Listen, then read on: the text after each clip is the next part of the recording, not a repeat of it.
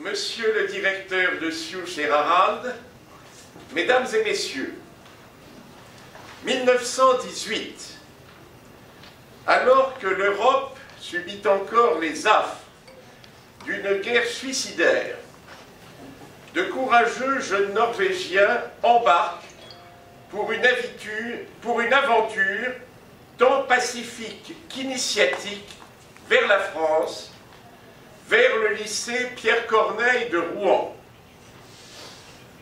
2018, alors que nous connaissons dans nos contrées une longue période de paix, je me réjouis qu'à ces premiers lycéens téméraires aient succédé de nombreux autres à Rouen et ailleurs.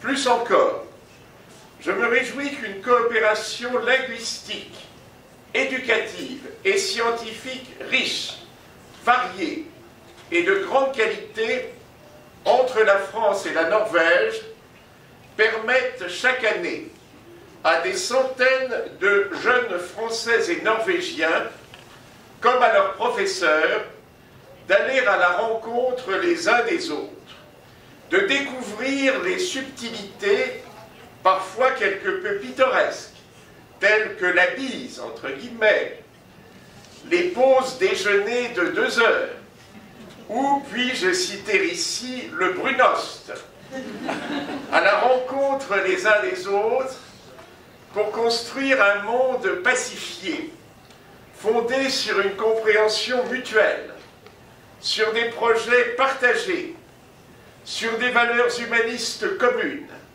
lesquelles sont nombreuses, mais doivent être entretenues et approfondies. Février 2018, je me réjouis encore de vous voir si nombreuses et si nombreux pour cette conférence, et ce malgré la tempête de neige. Cette conférence organisée avec brio par nos partenaires et amis de Sioux et du Friends Pro Center, à la demande du ministère de l'Éducation et de la Recherche, que je remercie chaleureusement. Votre présence aujourd'hui témoigne de votre intérêt pour la France et pour sa langue, le français. Mais savez-vous que le français est aujourd'hui partagé par 274 millions de personnes à travers les 5 continents? Savez-vous que le français est la 2e langue la plus apprise dans le monde, la 3e langue la plus utilisée dans les affaires? D'ailleurs, des journaux économiques tels que Forbes ou Bloomberg l'identifient comme étant la 2e langue ayant le plus d'avenir après le mandarin.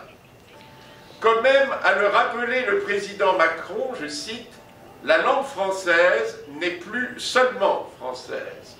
Elle est diverse, elle est internationale, elle est riche de son histoire et de la jeunesse de ses locuteurs à travers le monde. » J'entends parfois ici, en Norvège, dire que le français est une langue difficile. Mais que penser alors de l'apprentissage du mandarin mis en exergue par Forbes et Bloomberg? Le français partage plus de 60% de son lexique avec l'anglais. C'est dire si les jeunes Norvégiens bénéficient d'un avantage certain lorsqu'ils se lancent dans l'apprentissage de la langue française. Par ailleurs, parler français peut revêtir de nombreuses significations.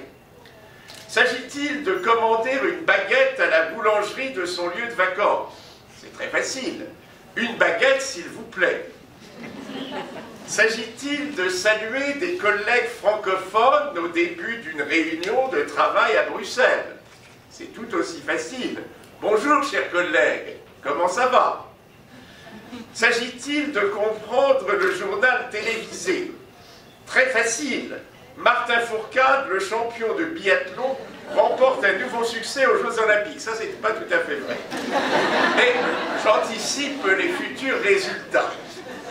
S'agit-il de lire Montaigne dans le texte original? Alors là, je reconnais que c'est moins facile. Mais combien de jeunes Norvégiens ont-ils besoin d'atteindre un tel niveau de compétence.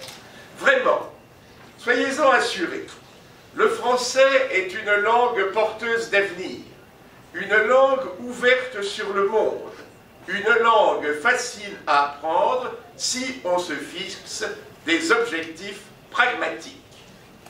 En 2018, je souhaite que sous l'impulsion de cette conférence, de nombreux jeunes, comme leurs courageux prédécesseurs, embarquent pour l'un des nombreux programmes proposés par SIOU, l'Institut français, les comtés de Gourdaland, du Rogaland, d'Akershus, la ville d'Oslo et d'autres acteurs. En 2018, je souhaite que de nombreuses classes françaises et norvégiennes se rencontrent à travers des échanges financés par les bourses Troll ou grâce à des initiatives de professeurs engagés que je salue et que je remercie. En 2018, je souhaite que davantage de jeunes Norvégiens commencent l'apprentissage du français en 8e classe et le poursuivent à travers leur scolarité. Aujourd'hui, 12 février 2018, je vous souhaite une excellente journée pleine de découvertes et de rencontres. Je remercie tous nos partenaires pour cette belle initiative dont j'espère qu'elle ne se restera pas sans lendemain. Tout seul tard.